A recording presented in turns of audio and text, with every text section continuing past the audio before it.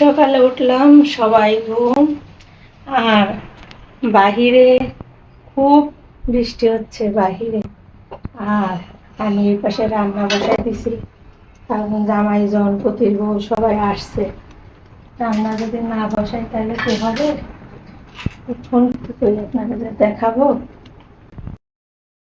এই পাশে বসাই দিছি। ও বাবা, মাংস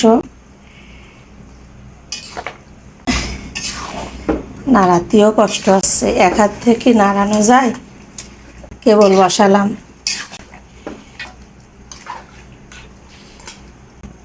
জানি না আপনারা বোঝা যাচ্ছে কিনা। আর এই পাশে মাছ ভিজাইছি, দেখি কত দূর কি করতে পারি।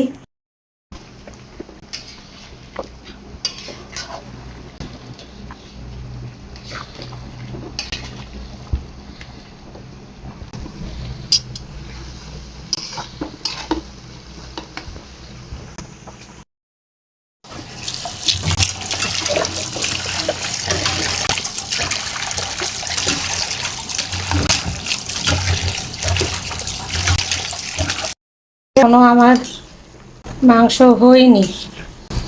এই সিলিন্ডার গ্যাসে কি হয় অমন করে? এই দেখেন, এখনো হয়নি। এটা হচ্ছে। আর এই যে এই পাশে আমি মাছ ভেজে তাই চড়াই দিলাম, পটল দিয়ে রান্না।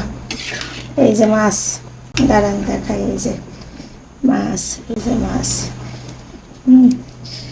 এই যে চুলায়, এই চুলাই দিলে আমার এতক্ষণ হয়ে যায়। তো আর এই দেখেন, এই ফিট ফিট করে এই চুলাই কি আমার হয়?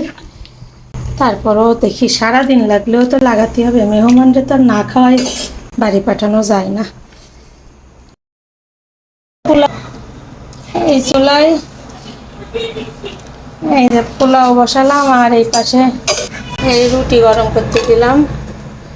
এই যে গাদিক রুটি, কালকের নাস্তা, গরম করতে দিলাম।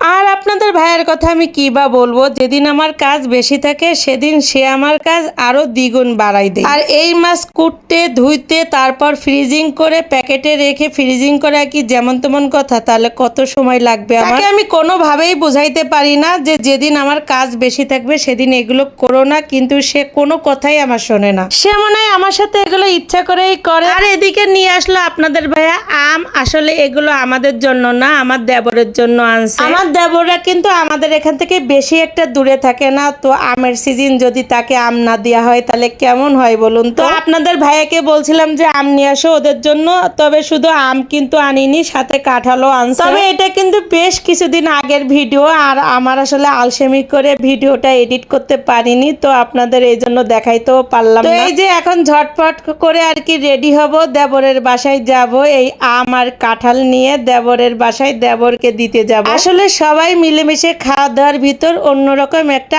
আনন্দ থাকে।